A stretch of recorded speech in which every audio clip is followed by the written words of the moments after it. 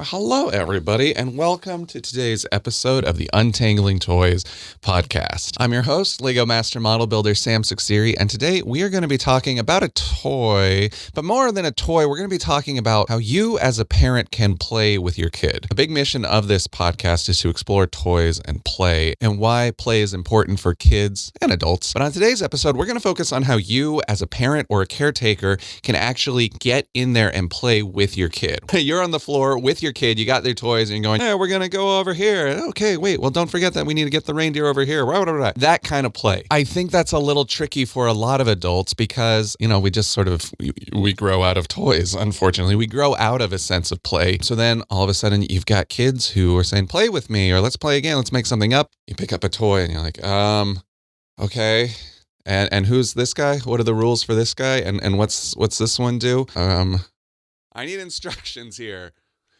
We're talking about playing with your kid on today's episode of the Untangling Toys podcast, a beginner's guide for parents and caretakers to get down in there and start playing with your kids.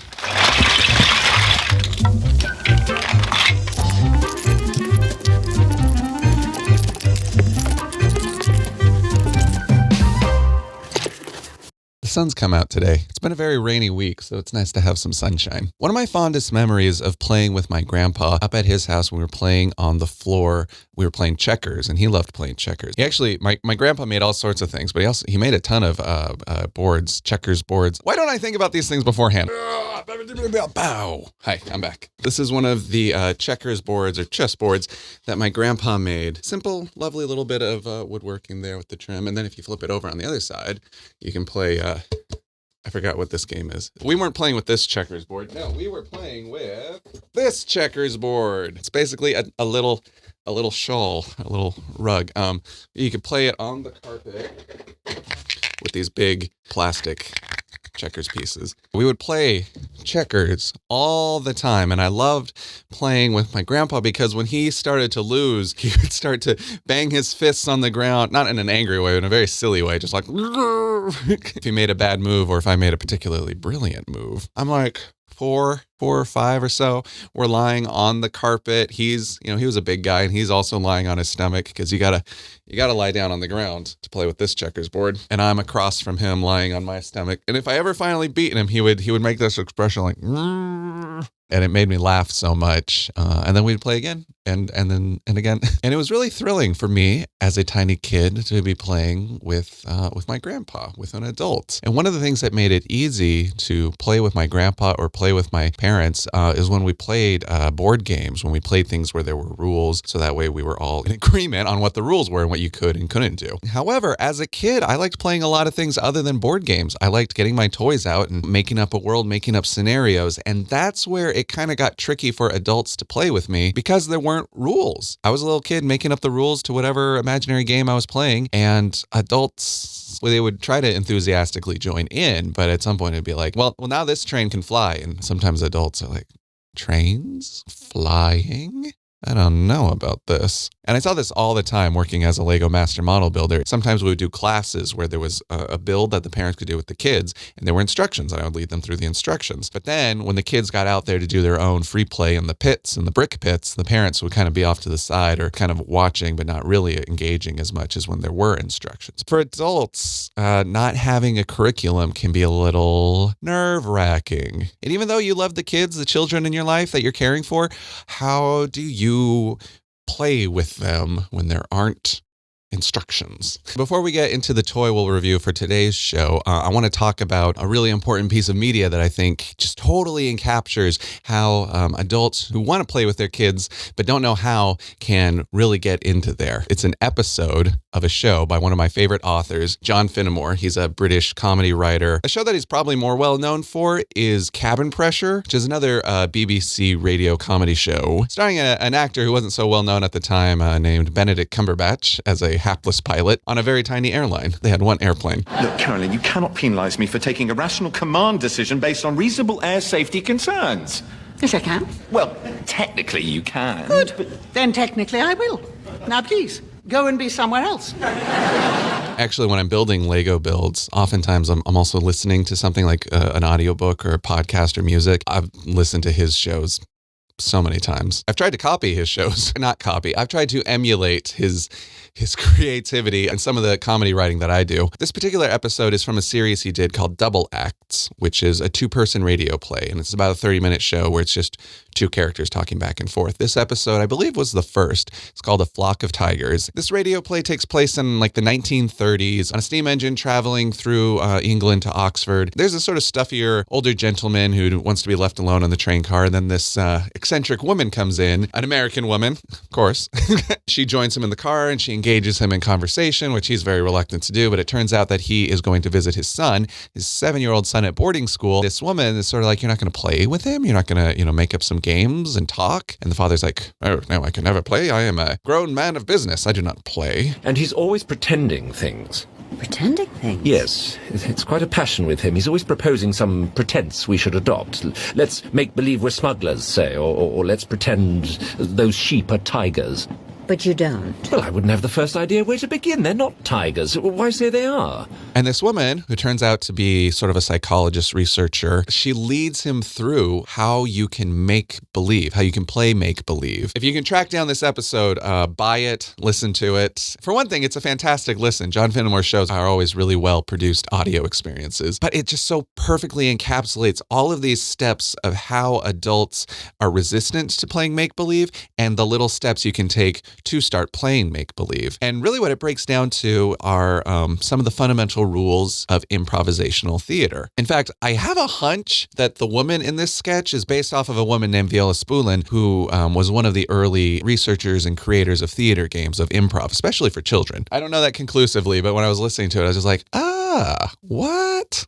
And the reason why improv comes into this is because kids are always improvising what they play. It's very rare to see kids sort of sitting down with paper and pen saying like, all right, we're going to make a game. These will be the characters. You'll play that one. I'll play that one. And these are the rules. And this is how it'll go. Not saying they don't do that. We're really going to have to talk about Dungeons and Dragons later on in this show. But generally, kids just go out there, have some toys, and start playing, making it up on the spot. And for adults, they can really feel put out doing that because we're used to having rules. Our world is full of rules that we've spent our lifetime learning. But a lot of it just comes down to 2 factors. One is agreement. In improv, this is known as yes and. So if you're improvising a scene with your partner and they say, hey, what a great day it is at the beach. You don't say, no, we're at the zoo. You take their initiation and then you expand on it. Yes, it's a great day at the beach and I'm starting to get a sunburn. Yes, it's a great day at the beach and we should get some ice cream. Yes, it's a great day at the beach, but it's too bad we're shipwrecked on this island. So that's the agreement and then expansion upon. We're playing grocery store. Yes, we are at the grocery store and I would like to buy this pizza. Or we're at the grocery store and I would like to buy this cake. I think one of the reasons why simply agreeing and expanding can be difficult for adults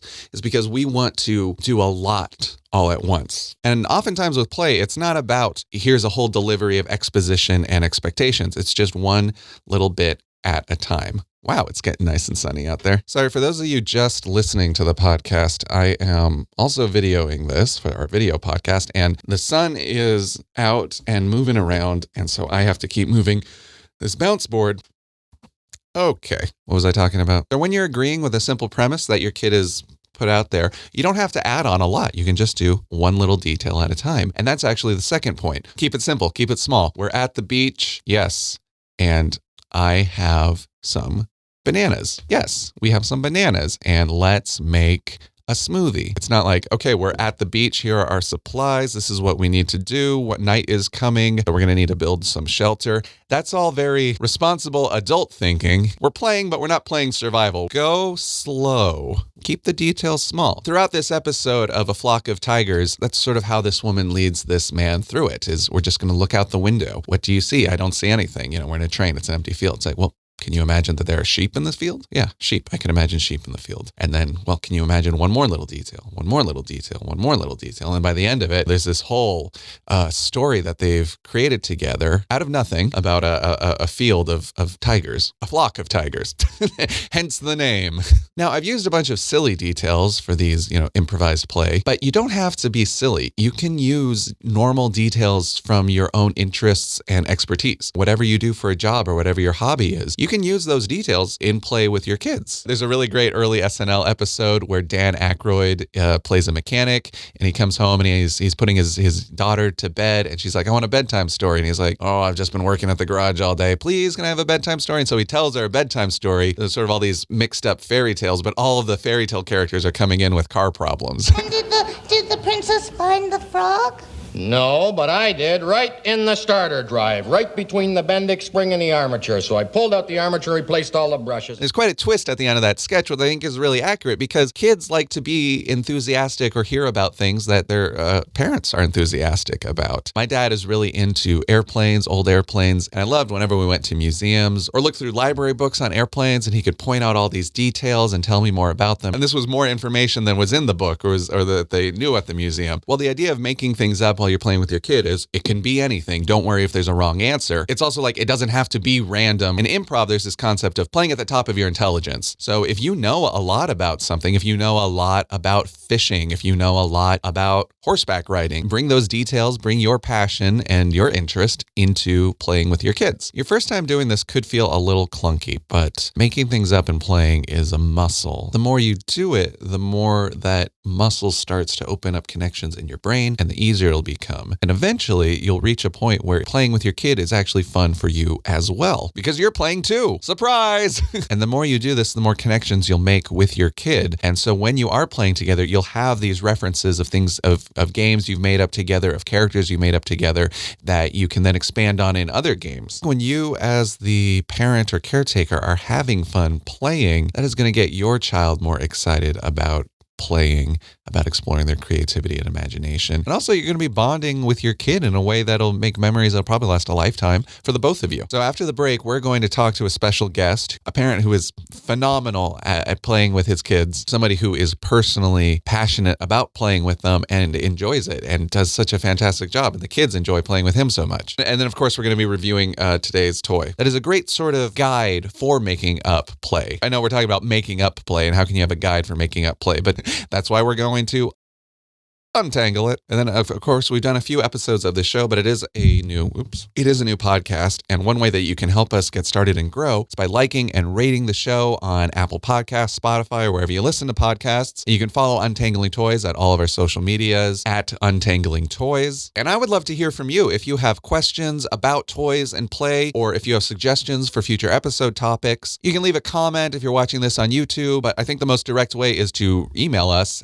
at untanglingtoys@gmail.com. All right, we'll be right back with our special guest. Ooh, I gotta say that like I was on a talk show. After these messages, we'll be right back with our guest.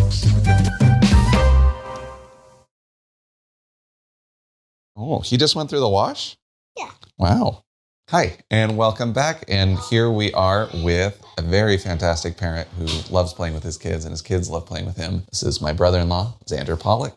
Hey, everybody. You, as a new parent, how did you get into playing with your kid? I've always thought if I'm having fun, they're having fun. And if I'm not having fun, then they're not going to have fun either. So play for me is about finding what delights me. Yeah. Is it done? No, we just started, but we will play soon. I like to play with toys that are flexible, that don't always have one intended purpose. Mm-hmm. So Duplos are great. Anything where we're building like a city and the city can take different forms is really fun, because you can imagine different scenarios or use them in different ways, and then you don't have to have like a lot of toys everywhere all the time. So for parents who are nervous about playing with their kids, your kid comes up to you and says, "Let's play." I think that can be intimidating. Let's play. And then the following is like, well, what do you want to play? How do we play? What do we play with? What do you want to play with? You start somewhere, start anywhere, and then the play will evolve. And that's part of play. It's kind of like a really good date where maybe you just pick out the meeting time and maybe a spot, but you don't know exactly what you're going to do. And kids are really natural improvisers, where I'll start stacking Duplos on top, and then Casper will say, "Oh, it looks like a," satellite looks like a tower. And then you say, oh, let's add something else to this tower. And you see where it goes. It is really hard to get started. You don't need a plan. You can change as you go. And that's part of the play. Some kids are very proactive. Other kids might be a little more like, they're not extroverted as much. That's true. Is there a level of like, you need to step on the gas to get the play going, and then sort of they pick up speed and then they take it from there? I'm trying to think about kids other than these two. These two are natural improvisers, but I've definitely played with kids who are not, and they like to do things in a specific order, and they have a little bit more of a process to play. I was just volunteering in his preschool class, and the kids there are really different, and you don't know how kids want to play, but if you get it started, you can see how they respond, and so it's like if they don't like the way that you're playing, then you change the way that you're playing. And maybe you do add more instructions or direction. But that's also play. As a parent, that's play because you're learning about another kid and you're improvising. Sure. Snack time? Snack break? Snack time. I see my job as figuring that out. Do they need me to do a little bit more? Yeah. Or are they able to lead and direct how we play? Earlier, I was talking a lot about improvising with kids and how the rules of improv of like agreement and adding on to are really important for playing with kids. And then you talked about if you're having fun, the kids are having fun. So do you bring in things that you enjoy? Your own hobbies or your own interests? We have a couple of skateboards. Yeah, we have a bunch of scooters, which is all things that I love to do. Calvin really likes these board games, which I don't like, but he loves. So, but because I know he likes to play that way, then I will play with him that way. The good thing about board games is parents can play them with their kids and there is already an agreed upon set of rules. Yeah, and I don't have enough energy to make up rules and improv all day. Sometimes at the end of the day, often we'll play board games and I don't have to think so much because there's already rules, it's set. You're just kind of moving through it, and that's really nice. Do you ever feel like once the kids are up and going, you don't have to worry about getting it going? That's my goal, get it going, and then they can play with each other once it's up and going, and then they don't need me as much. At Casper's preschool, they talk a lot about that, where actually the parents and the teachers, you should be like minimally involved. You're really there just to facilitate getting kids started, and then they find their own interest and passion, and then they learn how to play together with each other rather than a facilitator or a parent. So do you think it's important that kids are able to play on their own without their parents? Oh, yeah. Okay. Yeah, absolutely. Okay, hang on. We can't have you guys chewing into the microphone. I can fix so many audio problems, but I cannot fix chewing. I cannot. Cut. Okay, so we just finished snack time. I think we were talking about parent. Thank you for finding a loose, you can have one. rattling jar of Tic Tacs. Yeah, we just finished crunching up wrappers in the microphone. Yeah. And now we have Tic Tac box. Is this a silly podcast or a serious? It's a silly podcast. Yeah. Is it a goal for a parent for playing with your kids so that way the kids take over on their own? I think so. And do it independently? Yeah, I think so. I think it's important for a kid to learn how to play by themselves or play with other kids. These are spicy Tic Tacs. Yeah, I don't think the parent's role is to play with the kid. I think it's to show them how to play so then they can independently play with other kids and organize play. And I mean, I think parents definitely need to be involved, but it's not their primary job. Spicy Tic Tacs are only spicy. They're only this spicy? But It's a little spicy. this high, or this high, and this spicy. This spice, but what do you mean by high? Highness of spice. The high, Highness of spice. So it's this It's high. an X and a Y. Oh, okay. Spicy level and then the height of the spice. That's a good way to describe flavors. Also, I think the other part of play is you don't want to be too reliant on the toy to be the fun thing. Because I think a creative kid can make anything a toy, and that's more important than like having a toy that is perfect. So playing with your kid is a catalyst to getting them to play on their own. And toys are a catalyst to get kids to play with anything, not just Yeah. The toy's not the final destination. Like a good toy will inspire creativity rather than be the result of creativity, like Legos. But some toys can grow as they grow, right? Like you said, those more open-ended building toys. We got a 4-year-old here and a 6-year-old. Yeah. So are there some toys that they've had since early days that they still like playing with? Duplos, Magnetiles, yeah. the Brio train sets. Yeah. So when you first introduce a new toy to play with, do you sort of have to guide the playing with it? Like when you first got these glow-in-the-dark building sticks, Did you have to follow the instructions that came with it? Yeah. We follow instructions first, right, Calvin? Yeah, we don't just rip it open. We like it. We like instructions. One of the things about playing improv with your kid is it's based on yes and. But obviously you can't say yes to everything your kid wants to do. So what do you do as far as setting limits on that? So it's not going to be like, here's a bear. Yes, and I'm throwing that bear through the window. Yes, and I'm going to eat all this candy right now. Yeah, that's a good one. Because I've sometimes seen- it'll just be a no. That's not the way that we play. I've seen you be really good at setting boundaries while maintaining the game A going. fun attitude. Yeah. Yeah, because I think play is a way to explore, and so it's okay to throw a bear, but it's you can you're not just gonna say no, we don't throw bears, but you'll turn it into a game like, whoa, bears can't jump that far. I've never seen a bear jump like that, and Bears cannot it becomes part of the play, and you redirect it. I think it's downstairs. Do you want to take a look? Yes, and just get it. Yeah, but here's a question. How do you deal with high stress situations playing with your kids? I don't know. Yeah. You mean like when play is stressful? Over. Yeah. For kids, when they're playing, when they're doing a thing, like that is their whole world right there. Yeah. And all of a sudden, if what's missing right now, Casper? The unicorn? A unicorn. Yeah, that's not just some silly little thing. That is that's like if you didn't have your car keys and you were out somewhere and you're like, oh shoot, where's my wallet and car keys? I try to remember that exact thing, whereas plays can be real for them. And so it's an opportunity to actually treat it real and address it like it's real. Yeah. Because it's not real. So it's practice. And so de-escalating, helping, I don't know, reframe what's happening so it's not such a big deal. Or when this toy broke earlier, just saying about, hey, well, the good thing is we can fix it. Let's fix it right now. Same things you would deal with anybody in stress, try to change the tone. That's significant because I think when people talk about play, they think, oh, it's fun and games, but feeling sad or confronting feeling sad, disappointment, frustration, that's a real part of play too. Yeah, absolutely. Yeah. And it's practice for when that stuff happens in the real world. Even just trying to set up this shoot here, I got really frustrated because one of the mics wasn't working, and I was like, it's hard to process frustration, but in play, that's what it's a kids place are doing. to do it and a place to practice it so that when it hits you in real life, you're more prepared. Yeah. It's a safe place, where you can explore different ways to treat that anger or sadness or whatever's happening. Is your solution when something goes wrong, like to step in there and try to fix it right away? I mean, it's the same as the play. Like I want my kids to figure out how to address it on their own. So and this is what they teach at Casper School too, is you're there when it's necessary.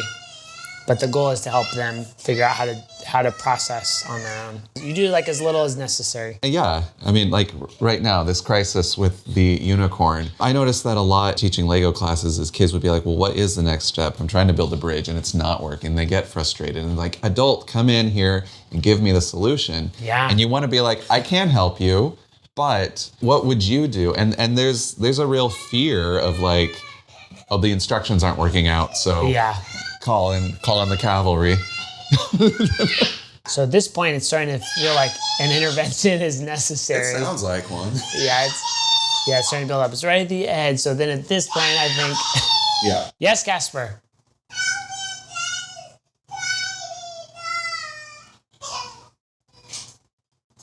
Okay. What do you need, buddy? Oh, untie the knot. Okay. Oh, yeah. This is this is something where like a kid just can. This is not possible for a kid because somebody else tied this knot up. Oh, I will, buddy. I will. I'm right here. Oh, next? Yeah, I would love to. I'd love to be right here. Things got real. Play is dealing with disappointment and frustration because kids have so many emotions. Do you think play is where they face a lot of hardships? One of my closest friends says play is the work of children. So where we work out our creativity and social, organizational, friendship stuff at work, kids do that in play because they don't have jobs. So everything they're learning, social, emotional skills happen in play. So yeah, we should take it seriously to teach them the skills that they need to navigate the world. It's more than just like having fun, like you said, because there's sadness like this. You know, he's playing, but he's sad. And how do you say that again? That's the only one. I think what's happening now is he's playing, but he's actually asking for attention. Oh, okay. So he's not doesn't need me to play. He's just asking for like parental attention. Maybe just to wrap up the whole thing of parents wanting to play with their kids, is it a brief time where kids will want to play with your parent, or That's what I hear. That's what everybody says. They say, hey, this doesn't last forever, where they want to play with you and they want your time and energy in this way. So I take that seriously too. But do you think later on in life, like they'll want to play, you know, when they're teenagers, they'll want to play video games with you? I don't know. I get that feeling, and I think that'll probably be something we share when they're teenagers. Yeah, we'll play video games together. My dad played a little bit of video games with me, but it wasn't very serious. So I imagine if I'm serious and we're like actually competing, I think that's a really great way to connect. Well, let's review. Let's talk about story cards, because it's improv, but it also gives you some rules for improv. So what story cards are, so they're cards like this on the back or on the fronts of them. There are different kinds of pictures. There's no words, just pictures, and there's sort of like a little scenario going on in there. There is a noun doing a verb in most of these. Leaves blowing in the wind. A little girl, and she looks curious, and there are some monkeys, and they also looks like they're either giving her advice or something. You have a deck of these, and you pull them out. And do you ask the kid, all right, what do you see here, and what's the first part of our story? Calvin, do you want to play story cards? Yeah, you could do 3. You could do beginning, middle, and end. So beginning, in the middle, where the action happens, in the end, how does it conclude? Yeah. That's an easy one. Or more advanced, you can do 7 cards. So you have to follow a narrative through like a couple of different scenes. And there's more opportunity for like more characters then. And here's our first starting character, scenario, and then how do these two things relate to each other? Yeah. And then, now we got to incorporate all this in there. Yeah. Yeah. There's rules for stories. Stories is how we understand each other and ourselves, and learning the format and the rules of that is really helpful. And this is a way to practice it. It's super improvisational. So like with this one, we've got a girl. So once upon a time, this girl, we'll name her, what should we name this girl? Collie. Collie had made a hat, and with the help of her bird friends, who were bringing flowers and putting them on her hat. That's our start for a story. This next card we drew out, it's got a lot of flowers, but then there's also, what's right there? What do you notice? Eyeball. There's an eyeball? So there's an eyeball right in the middle of this big field of flowers. What could we say? Collie was making her hat full of flowers, but maybe watching her from the bushes was... I was going to say, she made her hat of flowers, and then one bird snuck in. No, that's her and hat was living in her hat. So you could go either way. You know, somebody was watching her from the bushes, or actually watching the bushes goes better with this. Hey, we're not judging. I don't know. But then our third card here, we have a boat, like a red rowboat in the water. There's a crocodile watching from it, and then there's a splash. There's a crocodile back there, and there's a splash here. And what do you think that splash means if it's right next to the boat? Rain? Yeah, maybe there's some rain, just one spot of rain hit right next to the boat. Collie is making her hat, and then a bird got stuck in her hat. And then what could this third one be? Where could their story go? Maybe she riding on the boat too fast. Her flowers fell out of her hair. So Collie fell off the boat in this card? Because her hat had too many flowers and the boat was going too fast? And it was sinking. And it was too much weight. Too much weight. There we go. We got a story going. They're geniusly simple. And then, of course, there's a whole make you stop talking. What? Make you stop talking. You want a podcast host to stop talking? I said, I made you stop talking. Oh, is that your wand? Oh,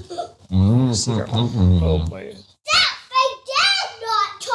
Don't make it sounds either, both of you.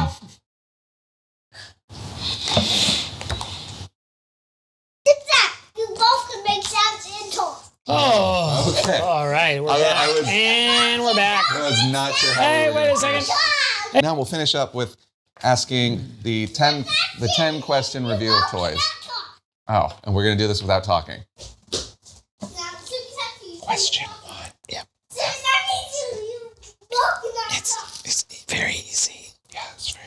It's hard.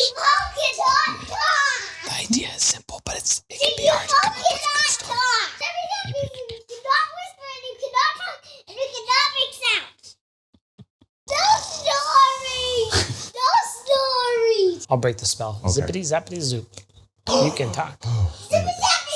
Yeah, they're really It's easy to learn. Yeah. I think there's barely a column of instructions on here, which basically say, pull out a card and make up a story. Three cards or 7 cards. Yeah, and make up a story. Either you make it up or the kid makes it up, or you can do it together, alternate. Yeah, that's it. Could also use the story cards in other ways, like you play for 5 minutes, pull out a story card. All right, now this is the next thing that happens. Question number 2, can it be used in more ways than just the instructions say? Yeah. Yeah, especially because there's not many instructions. Question number 3, is it long-lasting and durable? Well, how old would you say these are? Oh, like the cards, like how they're made? Yeah, physically. Oh, physically? How will these hold up? They're better than normal cards. Yeah. They feel thicker than playing cards. I mean, this one has a bend in it. I mean, but even if it bends, what does it matter? Number 4, can it be used with other toys? I don't know. You could use it to inspire building things. Like you could build part of the story. You could build a house of cards You with could it. build a house of cards. Oh, that's a good idea. I'd say these are like less combiney than other toys. we Right, talked yeah. about. Would you use these for like telling a bedtime story? You know, at bedtime, everybody's tired. You know, sometimes I'm reading a story, I don't even know what's happening. I just make the sounds on the page, and I'm just. Although I do, I have heard some parents do that. Question number 5, is it messy? Yeah, they can spread out. You know, there's like 60 cards there. But easy to clean up. Easy to clean up.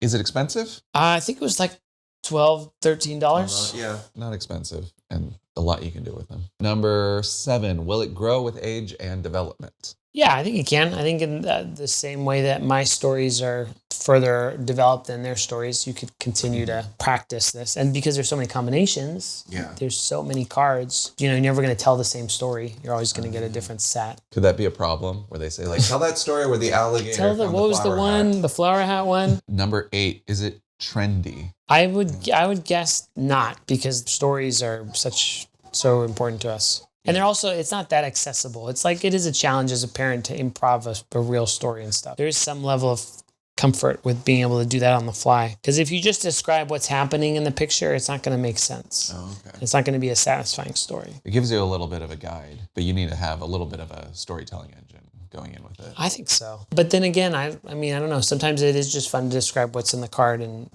that's enough for the kid to enjoy it. Or ask the kid, what do you see going on? Yeah. Question 9, is it a kinetic toy or does it require a lot of mobility? No, these are not. Yeah. You could do these in the car where you're not really moving. Mm-hmm. This is a seated mental exercise. And then number 10, is it teaching something? And does it teach it well? Oh, I think so. There's a lot of creativity because you're looking at a picture and having to draw some conclusions. Like in the one we talked about with the splash, Casper thought it was rain. Yeah. And then he sort of evolved and said, well, it looks like you said somebody's falling off the boat. It's sparking imagination because not everything is contained in the image that is needed for a story. And I think the practice of storytelling is a skill that is so helpful that they should use their whole life. That I use every day at work, storytelling. And it's something that like people aren't necessarily good at. At least communicate there is a story happening. Here's a whole book of stories. Read the speech in this area. Okay, we'll do. All right, well, that's our 10 questions. So, Xander, thank you so much for being on the show. Calvin, thank you for being on the show, too. Thanks for being on the show. Should we play now? Now that we're all done, we can play? Play what? Whatever you want to play. What should we play? Oh, no. What's the first step? No. First step is you just start. Yeah. Thank you so much for watching / listening. This has been the Untangling Toys podcast. I'm Sam Suxiri. If you would like to follow our show on any social media channels, it's all at Untangling Toys. And then if you would like to contact us with any questions or suggestions about toys or play or anything, you can email us at untanglingtoys@gmail.com. You can help our show keep going by liking and subscribing and rating us on Apple Podcasts, Spotify, or wherever you listen to podcasts. Okay, bye-bye.